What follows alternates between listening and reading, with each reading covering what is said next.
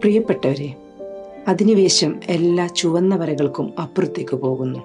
മുഴുവൻ ലോകത്തെയും നോക്കുകുത്തിയായി നിർത്തി ഇസ്രായേൽ ഫലസ്തീൻ ജനതയെ കൊന്നു തീർക്കാൻ തുടങ്ങിയിട്ട് 1.5 മാസത്തിലേറെയായി.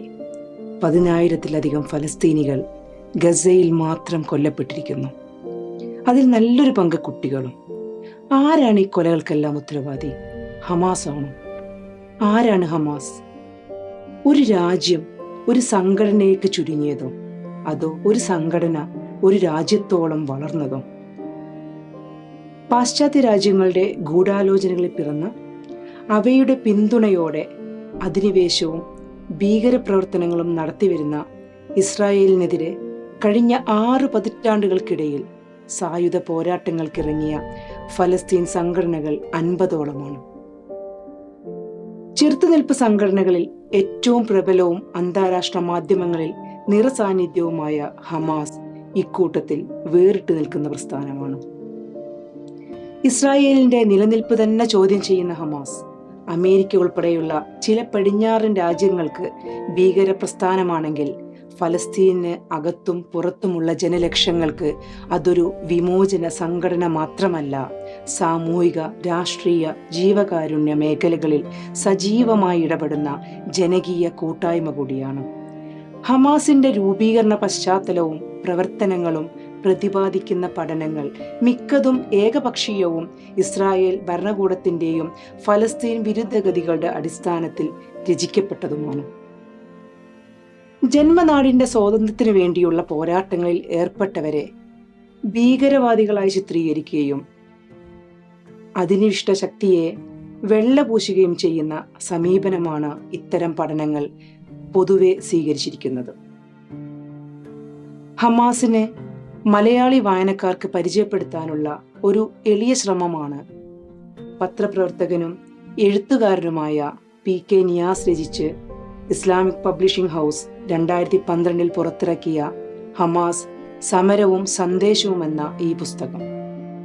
1987 വരെ ഇസ്രായേലി അധിനിവേശത്തിനെതിരെ ആശയ സമരങ്ങൾക്ക് സജീവമായി നേതൃത്വം നൽകിയിരുന്ന പൗരസ്ത്യദേശത്തെ ഇസ്ലാമിക പ്രസ്ഥാനമായ ഇഖ്വാനുൽ മുസ്ലിമൂന്റെ ഫലസ്തീൻ ഘടകം ആശയ സമരത്തിലൂടെ മാത്രം സയനിസ്റ്റ് താണ്ഡവങ്ങൾക്ക് അറുതി വരുത്താനാവില്ലെന്നും സായുധ സമരത്തിന് സമയമായെന്നുമുള്ള നിലപാട് സ്വീകരിച്ചാണ് ഇസ്രായേലിനെതിരായ ചെറുത്തുനിൽപ്പ് പ്രസ്ഥാനമായി രൂപപ്പെടുത്താനുള്ള ചരിത്രപ്രസിദ്ധമായ തീരുമാനം എടുക്കുന്നത്.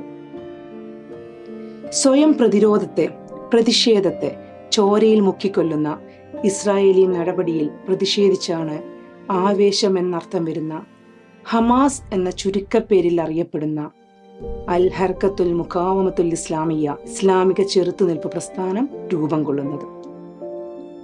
12ാം വയസ്സിൽ ജീവിതം കുടുംബ വീട്ടിൽ നിന്ന് അഭയാർത്ഥി ക്യാമ്പിലേക്ക് പറിച്ചു നടപ്പെട്ട 16ാം വയസ്സിൽ നട്ടെല്ലിന് ക്ഷതം പറ്റി ശരീരം തളർന്നപ്പോഴും ഇച്ഛാശക്തിയോടുകൂടി പഠനം മുഴുമിപ്പിച്ച് അധ്യാപകനായി ജോലി നേടി ഇസ്രായേലിനെതിരായ ചെറുത്തുനിൽപ്പാണ് ഓരോ ഫലസ്തീനിയുടെയും അന്തരംഗങ്ങളിൽ കുടികൊള്ളേണ്ടത് എന്ന കൃത്യമായ ബോധത്തോടെ ഇസ്ലാമിക ലോകത്തെ ചെറുത്തുനിൽപ്പിന്റെ പ്രതീകവും ബുദ്ധികേന്ദ്രവും പിറന്ന മണ്ണിനു വേണ്ടിയുള്ള പോരാട്ടത്തിൽ രക്തസാക്ഷിയാവുക എന്നത് ജീവിതാഭിലാഷവുമായി കരുതിയ മതപണ്ഡിതനായിരുന്ന ഷെയ്ഖ് അഹമ്മദ് യാസീനാണ് ഹമാസിന്റെ സ്ഥാപകൻ.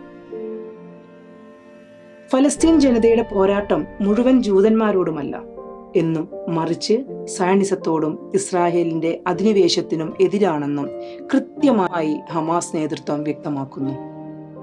ഖാലിദ് മിഷേലിന്റെയും ഡോക്ടർ റെൻതീസിയുടെയും ബാല്യവും കൗമാരവും കുടുംബമൊന്നിച്ചുള്ള പലായനവും അഭയാർത്ഥി ക്യാമ്പുകളിലെ ദുരിത ജീവിതങ്ങളും അധിനിവേശ ഭീകരതകളും കാഴ്ചപ്പാടുകളും സംഘടനാ ജീവിതവും എല്ലാം വരച്ചു ചേർത്തിരിക്കുന്നു അവരുടെ ജീവിക്കുന്ന വ്യത്യസ്ത അധ്യായങ്ങളിൽ. മുഴുവൻ പോരാളികളെയും കൊന്നൊടുക്കുക, നേതാക്കളെ തെരഞ്ഞുപിടിച്ച് വധിക്കുക എന്നതാണ് ഇസ്രായേൽ നയം. 1 മാസത്തിനുള്ളിൽ ഹമാസിന്റെ 2 പരമോന്നത നേതൃത്വങ്ങളെ കൊലപ്പെടുത്തിയ പാരമ്പര്യമാണ് ഇസ്രായേലിന്.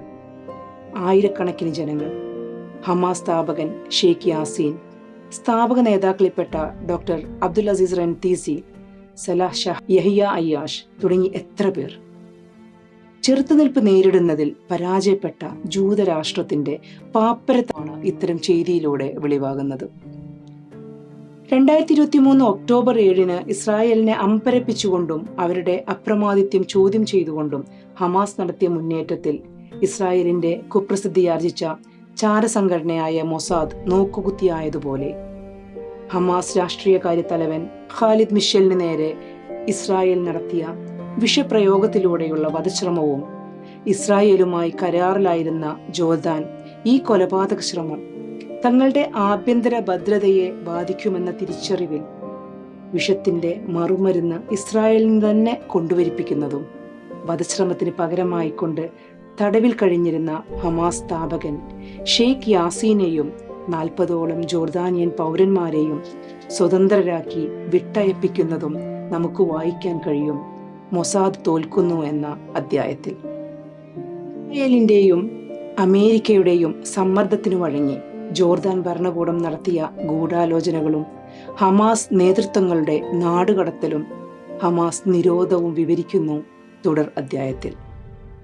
പ്രസ്ഥാനം എന്ന നിലയിൽ ഹമാസിന്റെ ഉദ്ദേശങ്ങൾ വിശദമാക്കുന്ന രേഖ ചാർട്ടർ 1988 ഓഗസ്റ്റ് 18 ഹമാസിന്റെ ലക്ഷ്യം വിശദീകരിക്കുന്ന ആദ്യ ചാർട്ടർ പുറത്തു വന്നത്. ഹമാസിനകത്തും പുറത്തും ആഗോളതലത്തിലും ഏറെ വിവാദങ്ങൾക്കിടയാക്കിയ ഈ ചാർട്ടർ ഭേദഗതി വരുത്തണമെന്നും പൂർണ്ണമായി മാറ്റി എഴുതണമെന്നുമെല്ലാമുള്ള ആവശ്യങ്ങൾ ഉയർന്നിരുന്നു. അതേസമയം 2006 തെരഞ്ഞെടുപ്പിനു വേണ്ടി പ്രഖ്യാപിച്ച തെരഞ്ഞെടുപ്പ് പത്രിക തീർത്തും വ്യത്യസ്തമായ ഒരു രേഖയാണ്. ഇസ്രായേലിനെ ഒരു രാഷ്ട്രം എന്ന നിലയിൽ അംഗീകരിക്കാത്ത നിലപാടിൽ നിന്നും താൽക്കാലിക അടിസ്ഥാനത്തിൽ 2 രാഷ്ട്രങ്ങളായി അംഗീകരിക്കുന്നതിനുള്ള സാധ്യത നേതൃത്വം തള്ളിക്കളയാതിരിക്കുമ്പോഴും ഇസ്രായേലില്ലാത്ത ഒരു വലിയ ഭൂപടം ഗസയിലെ വീടിന്റെ ചുമരുകളിൽ തൂങ്ങി നിൽക്കുന്നത് കാണാനാണ് ആഗ്രഹിക്കുന്നത് എന്നും ഫലസ്തീനിലെ മുഴുവൻ ഭൂപ്രദേശങ്ങളും ഒത്തുചേർന്നുള്ള ജൂതന്മാരും മുസ്ലിങ്ങളും ക്രിസ്ത്യാനികളും ഒത്തൊരുമിച്ച് ജീവിക്കുന്ന ഒരു സ്വതന്ത്ര ഫലസ്തീൻ രാഷ്ട്രമാണ് ഞങ്ങളുടെ സ്വപ്നമെന്നുമാണ് നേതൃത്വം പങ്കുവയ്ക്കുന്നത്. പോരാട്ടത്തിനിടയിൽ വീരമൃത്യു വരിക്കലാണ് യുദ്ധത്തിലെ രക്തസാക്ഷിത്വമെങ്കിൽ ശത്രുവിനെ നശിപ്പിക്കുന്നതോടൊപ്പം സ്വയം മരണം പുൽകുക എന്നതാണ് ചാവേർ ആക്രമണങ്ങളുടെ രീതി. ഇത്തരം ആക്രമണങ്ങൾ മുസ്ലിം പോരാളികളുടെ സംഭാവനയല്ല. ശ്രീലങ്കയിലും യൂറോപ്പിലും എല്ലാം ഇത്തരം ചാവേറുകൾ ഉണ്ടായിട്ടുണ്ട്. ഇത്തരം ആക്രമണങ്ങൾ ഫലസ്തീനികളുടെ മേൽ ഇസ്രായേൽ അടിച്ചേൽപ്പിച്ചതാണെന്ന കാഴ്ചപ്പാടിൽ നിന്നും വസ്തുനിഷ്ഠമായ വിശദാംശങ്ങളോടെ സ്ത്രീകൾ ഉൾപ്പെടെയുള്ള ആത്മത്യാഗികളെ പരിചയപ്പെടുത്തുന്നു. ആത്മത്യാഗികൾ പിറക്കുന്നു എന്ന അധ്യായത്തിൽ കാരണങ്ങളില്ലാതെ ഒരു ജീവൻ പോലും ഹനിക്കരുതെന്നാണ് ഖുർആൻ സൂക്തങ്ങൾ അസന്നിഗ്ധമായി പ്രഖ്യാപിക്കുന്നത്. അതേസമയം സമൂഹത്തിൽ നിഷ്കൃഷ്ടമായ നീതി നടപ്പാക്കണമെന്നും ഇസ്ലാം ആവശ്യപ്പെടുന്നു. ആക്രമണങ്ങളെക്കുറിച്ച് പണ്ഡിതന്മാർ തന്നെ 2 അഭിപ്രായത്തിലാണ്. ആക്രമണങ്ങളെ പിന്തുണക്കുന്ന പണ്ഡിതന്മാരിൽ വലിയൊരു വിഭാഗവും ഫലസ്തീനിൽ മാത്രമേ അത് സാധുവാകുകയുള്ളൂ എന്ന് വ്യക്തമാക്കുന്നു. പോരാട്ടത്തിലൂടെ ഫലസ്തീനെ മോചിപ്പിക്കുക എന്ന ലക്ഷ്യത്തോടെയാണ് 1964 PLO രൂപം കൊള്ളുന്നത്. ബ്രിട്ടീഷ് മാൻഡേറ്റിന് കീഴിൽ നിലനിന്ന ഫലസ്തീന്റെ അഖണ്ഡത നിലനിർത്താനും സയനിസത്തിന്റെ ഗൂഢനീക്കങ്ങൾ തകർക്കാനും സംഘടന പ്രതിജ്ഞാബദ്ധമാണെന്നും പുറത്താക്കപ്പെട്ട ഫലസ്തീനികൾക്ക് പിറന്ന ഭൂമിയിലേക്ക് മടങ്ങി വരാൻ അവകാശമുണ്ടെന്നും 1964 മെയ് 25 പുറത്തിറക്കിയ PLO ചാർട്ടറിൽ പറയുന്നു. ഫലസ്തീൻ ജനതയുടെ നിയമപരമായ പ്രതിനിധികളായി 100ഓളം രാഷ്ട്രങ്ങൾ PLOയെയാണ് അംഗീകരിച്ചിരിക്കുന്നത്. അമേരിക്കയും ഇസ്രായേലും PLOയെ ഭീകര സംഘടനയായാണ് മുദ്രകുത്തിയിരുന്നത്. 1958 ഫതഹ് പ്രസ്ഥാനം സ്ഥാപിച്ച് രംഗത്ത് വന്നയാളാണ് യാസിർ അറഫാത്ത്. ഫലസ്തീന്റെ സമ്പൂർണ്ണ വിമോചനവും സയനിസത്തിന്റെ പൂർണ്ണാർത്ഥത്തിലുള്ള വിപാടനവുമാണ് ഫതഹിന്റെ സ്വയംഭരണവും അതിനുവേണ്ടി രൂപീകരിക്കുന്ന അതോറിറ്റിയുടെ അധികാരവും നൽകാമെന്ന അമേരിക്കൻ പ്രലോഭനത്തിൽ അറഫാത്ത് തന്റെ വിപ്ലവ വീര്യവും പോരാട്ടവും ഉപേക്ഷിക്കാൻ തയ്യാറായതോടെ സ്ഥിതി മാറി. ഇസ്രായേലിന്റെ നിലനിൽപ്പ് അംഗീകരിക്കാൻ PLO തയ്യാറായതോടെ ഫലസ്തീൻ ജനതയുടെ നേതാവായി സയനിസ്റ്റുകൾ അറഫാത്തിനെ അംഗീകരിച്ചു. പിന്നീട് ധാരാളം ഉച്ചകോടികൾ, ഓസ്ലോ കരാറുകൾ, Hebron protocol, Wye River, Sharm el Sheikh, Camp David 2000, Taba ഉച്ചകോടി, എത്രയെത്ര ചെറുതും വലുതുമായ സമ്മേളനങ്ങളും ഉച്ചകോടികളും സ്വതന്ത്ര ഫലസ്തീൻ രാഷ്ട്രം മാത്രം യാഥാർത്ഥ്യമായില്ല. ഓശാരം വാങ്ങി ഫലസ്തീൻ വിമോചന സമരം കൈയൊഴിഞ്ഞ PLOയും ഫതഹ് പ്രസ്ഥാനവും സ്വന്തം ജനതയോട് മറുപടി പറയേണ്ട അവസ്ഥയിലാണ്. ത്തിൻ്റെയും അന്താരാഷ്ട്ര സമൂഹത്തിൻ്റെയും അംഗീകാരം ലഭിച്ചതോടെ ഫലസ്തീനിലെ മറ്റ് പോരാട്ട സംഘടനകളോട് ശത്രുതാപരമായ നിലപാടാണ് അറഫാത്തും കൂട്ടരും സ്വീകരിച്ചു പോന്നത്. പലപ്പോഴും ഫതഹും ഹമാസും തമ്മിൽ രൂക്ഷമായ അഭിപ്രായ ഭിന്നതകളുണ്ടായി. സംഘടനയിലെ നേതാക്കളെയും പ്രമുഖ പ്രവർത്തകരെയും നാടുകടത്തുക എന്ന നയമായിരുന്നു 90കളുടെ തുടക്കത്തിൽ ഇസ്രായേൽ സ്വീകരിച്ചത്. ഹമാസിന്റെ വളർച്ചയിൽ നിർണായകമായ പങ്കുവഹിച്ച സംഭവമാണ് നാടുകടത്തൽ. ശബ്ദം അന്താരാഷ്ട്ര തലത്തിൽ എത്തിക്കാനും ഫലസ്തീനിലെ ചെറുത്തുനിൽപ്പ് ലോക ശ്രദ്ധയിൽ കൊണ്ടുവരാനും ഇത് കുറച്ചൊന്നുമല്ല സഹായിച്ചത്. ഇറാൻ, ഖത്തർ, റഷ്യ എന്നീ രാജ്യങ്ങളുമായാണ് ഹമാസിന് ഏറ്റവും ശക്തമായ ബന്ധങ്ങളുള്ളത്. America, Israel, Britain, Australia, Canada, Japan, European Union, Jordan എന്നിവയാണ് അന്ധമായ ഇസ്രായേലി പക്ഷപാതത്തിന്റെ വാഹകരായിക്കൊണ്ട് ഹമാസിനെ ഭീകര സംഘടനകളുടെ പട്ടികയിൽ ഉൾപ്പെടുത്തിയിരിക്കുന്നത്. അൽ-ഖയ്ദ തുടങ്ങിയ സംഘടനകളുമായി ഹമാസിനെ ബന്ധിപ്പിക്കാൻ പാശ്ചാത്യ മാധ്യമങ്ങളും ചില ഭരണകൂടങ്ങളും കിണഞ്ഞു പരിശ്രമിക്കുന്നുണ്ടെങ്കിലും യാസ്ഥാനവുമില്ല. യും താലിബാന്റെയും നടപടികളെ ഹമാസ് പലപ്പോഴും തള്ളിപ്പറഞ്ഞിട്ടുണ്ട്. മേഖല ഫലസ്തീൻ ഭൂപ്രദേശമാണെന്നും അധിനിവേശ ശക്തിയായ ഇസ്രായേലിനെതിരെ മാത്രമാണ് പോരാട്ടമെന്നും ഹമാസ് നേതൃത്വം വ്യക്തമാക്കിയതാണ്. ഇസ്രായേലിനെ അന്ധമായി സഹായിക്കുന്ന അമേരിക്കയോട് അടങ്ങാത്ത രോഷമുണ്ടെങ്കിലും അവരുടെ എതിരാളി അമേരിക്കയല്ല. പോരാട്ടത്തോടൊപ്പം സേവനം എന്നതാണ് ഹമാസിന്റെ മുദ്രാവാക്യം. ഹമാസിന് വിഭവസമാഹരണത്തിന് ആവശ്യമായ വലിയ സ്രോതസ്സുകൾ ഒന്നുമില്ല. എന്നാൽ ഫലസ്തീൻ ജനതയുടെ ബുദ്ധിമുട്ടുകൾ കുറയ്ക്കാൻ പ്രവർത്തന സജ്ജമായ ജീവകാരുണ്യ പ്രവർത്തനങ്ങളുടെ വൻ ശൃംഖല തന്നെയുണ്ട് ഹമാസിന്.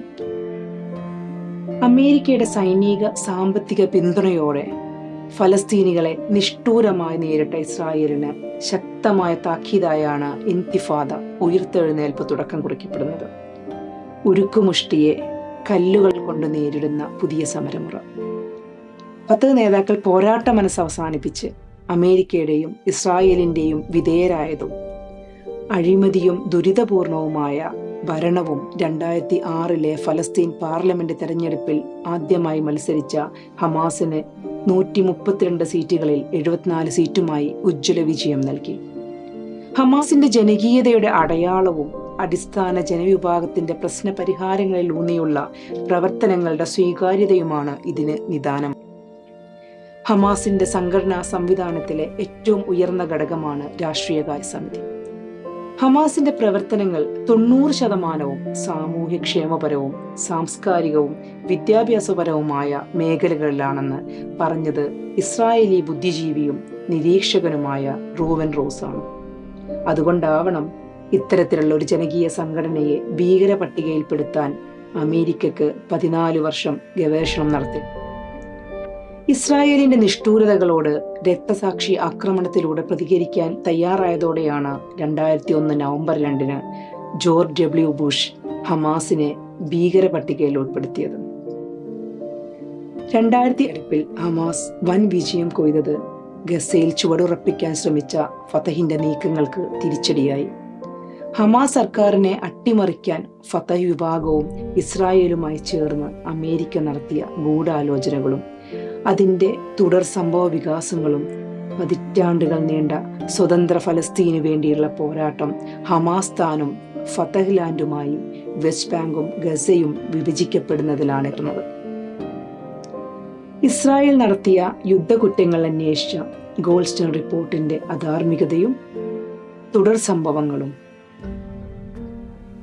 1027 ഫലസ്തീൻ തടവുകാർക്ക് പകരമായുള്ള ഗിലാദ് ഷാലിത്തിന്റെ മോചനവുമാണ് ഗസയിലെ നരമേധം എന്ന അധ്യായത്തിൽ. യഹൂദ ജെറുസലേം ആരുടെ തലസ്ഥാനം എന്ന അവസാന അധ്യായത്തിൽ ജെറുസലേമിനായി സയനിസ്റ്റുകൾ ഉന്നയിക്കുന്ന വാദങ്ങൾക്ക് ചരിത്രപരമായി യാതൊരു സാധൂകരണവുമില്ലെന്ന പ്രമുഖ യഹൂദ പണ്ഡിതന്മാർ പോലും സമ്മതിക്കുന്നു എന്നും ഏകദൈവാരാധനക്കായി മക്കയിലെ കാബയ്ക്ക് ശേഷം രണ്ടാമതായി നിർമ്മിക്കപ്പെട്ട ഭവനമാണ് ജെറുസലേമിലെ മസ്ജിദുൽ അഖ്സ എന്നും പ്രവാചകൻ സോളമൻ നിർമ്മിച്ച ദേവാലയങ്ങളുടെ സ്ഥാനത്താണ് ജെറുസലേമിലെ പ്രശസ്തമായ കുബ്ബത്തുൽ സഖ്റ പള്ളി പണിതത് എന്ന ജൂതന്മാരുടെ വാദത്തെ ഖണ്ഡിച്ചുകൊണ്ട് സോളമൻ ഉൾപ്പെടെ പ്രദേശത്ത് ജീവിച്ചവരും അല്ലാത്തവരുമായ മുഴുവൻ പ്രവാചകന്മാരെയും അംഗീകരിക്കുന്നത് മുസ്ലിങ്ങൾ മാത്രമായതിനാൽ അവരാണ് യഥാർത്ഥത്തിൽ ജെറുസലേമിന്റെ അവകാശികൾ എന്നും അവിടുത്തെ മുസ്ലിം ജനസംഖ്യ കുറയ്ക്കാനായി ഇസ്രായേൽ കൈക്കൊണ്ട നടപടികൾ മനുഷ്യത്വരഹിതവും അന്താരാഷ്ട്ര നിയമങ്ങളുടെ നഗ്നമായ ലംഘനവുമാണെന്നും നമുക്ക് വായിക്കാൻ കഴിയും. ബ്രിട്ടീഷ് പത്രപ്രവർത്തക ലിൻഡ ഹേർഡ്സ് ചോദിച്ചതുപോലെ ഇസ്രായേൽ ക്രൂരതയ്ക്കെതിരെ അന്താരാഷ്ട്ര സമൂഹം ഒറ്റക്കെട്ടായി ശബ്ദമുയർത്താൻ ഫലസ്തീനികളുടെ മേൽ ഇനി എത്ര ബോംബുകൾ വീഴണം, എത്ര നാളവരെ പട്ടിണിക്കിടണം?